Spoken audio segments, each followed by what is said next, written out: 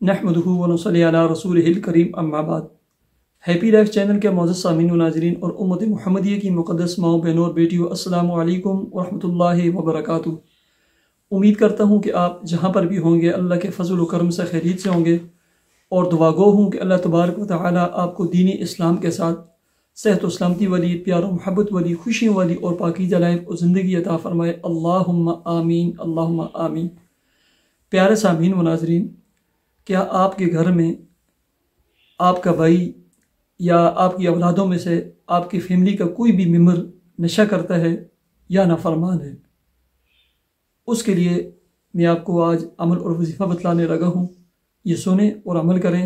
अल्लाह तबारक व तआला आपकी तमाम औलादों को, औलादों की औलादों को और उम्मत मुस्लिमा के हर फ़र्द की औलाद को नेक नमाजी बनाए।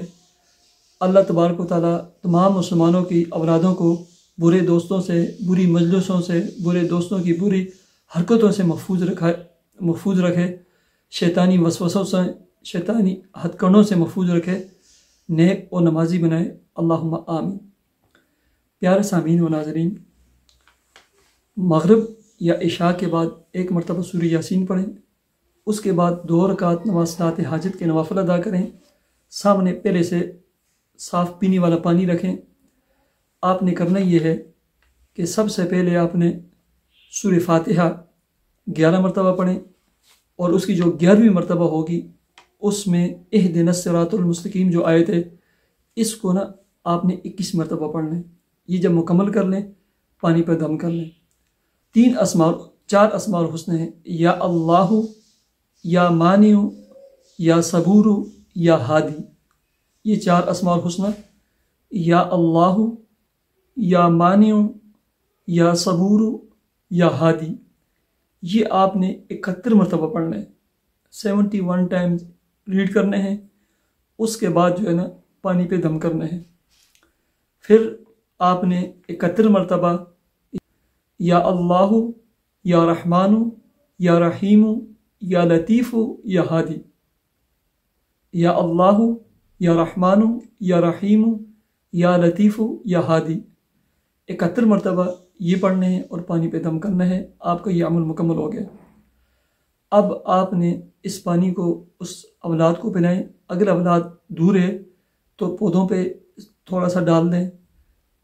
जो बच्चे का कमरा है या बच्ची है जो भी हैं, या वैसे भी आप बच्चों के लिए पढ़ सकते हैं, पिला सकते हैं। 21 दिन ये अमल करें, दुआ करें और नवाफिल पढ़ कर अपनी औलादों के लिए दुआ किया करें। अल्लाह तबारक व तआला आपकी तमाम औलादों को नेक बनाएंगे और ख़ास कर रात को सोने से पहले तहज्जुद की नीयत से ना 2, 4, 6, 8 रकात नवाफिल पढ़ के तहज्जुद की नीयत से, अगर आप तहज्जुद के वक्त बेदार नहीं हो सकते तो अपनी औलाद का नाम ले लेकर दुआ किया करें, ठीक है। और उसके साथ ही अमल करें।